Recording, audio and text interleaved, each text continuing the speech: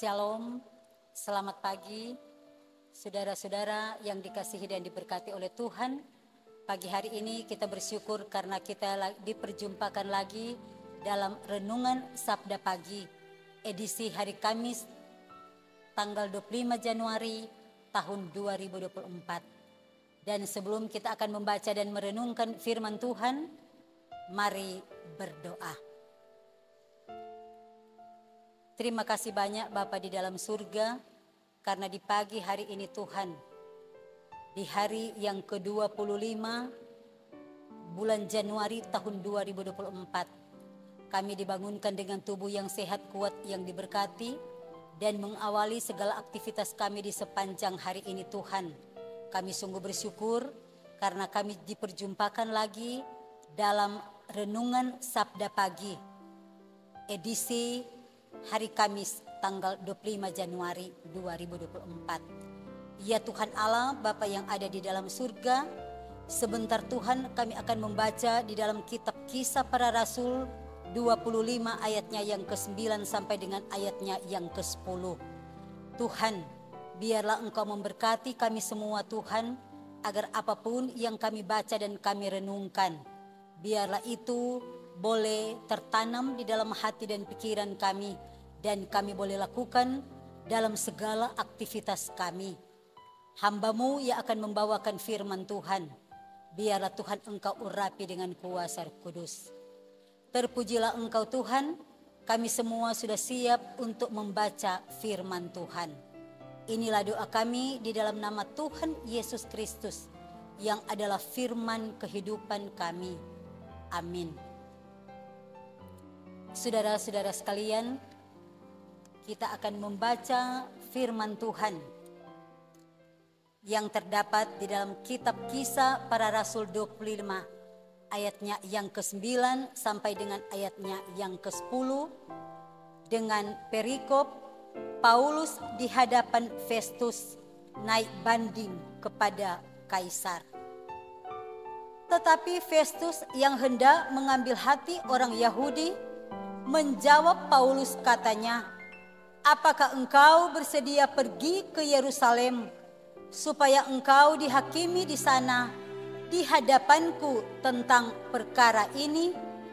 Tetapi kata Paulus, "Aku sekarang berdiri di sini di hadapan pengadilan Kaisar, dan disinilah aku harus dihakimi. Seperti engkau sendiri tahu benar-benar, sedikit pun aku tidak berbuat salah terhadap orang Yahudi."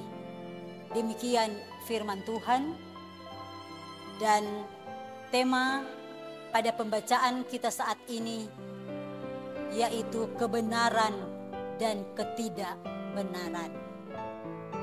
Saudara-saudara yang dikasihi dan diberkati oleh Tuhan Yesus Kristus, ada berbagai cara digunakan oleh orang yang dipercayakan menjadi pemimpin. Salah satunya dengan membangun citra diri untuk mempertahankan setiap popularitas dengan memainkan perasaan dan persepsi publik terhadap kepribadiannya.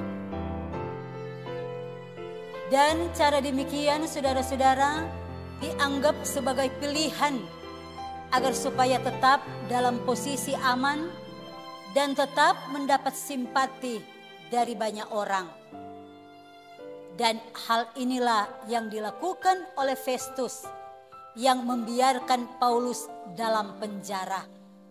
Itu kita boleh baca di dalam pasalnya yang ke-24 ayatnya yang ke-27. Dan dengan maksud hendak menggunakan Paulus sebagai alat untuk menarik simpati dari orang-orang Yahudi, Festus menjaga kepentingan politiknya sehingga lebih mengikuti kemauan orang Yahudi daripada menyatakan kebenaran. Saudara-saudara, ia berusaha membujuk Paulus agar bersedia pergi ke Yerusalem untuk diadili di sana. Dan hal ini dilakukan oleh Festus untuk menyenangkan hati orang-orang Yahudi. Saudara-saudara yang dikasihi dan diberkati oleh Tuhan, Paulus sebagai orang yang teguh berpegang pada kebenaran tentunya tidak menerima permintaan dari Festus. Di Kaisarea, di mana Paulus dipenjarakan, di situ pula Paulus menyiapkan diri untuk diadili. Sebab di hadapan orang-orang Yahudi yang datang dari Yerusalem, Paulus akan mempertanggungjawabkan kebenaran yang ia yakini. Bahkan Paulus menyatakan bahwa ia tidak berbuat salah terhadap orang-orang Yahudi.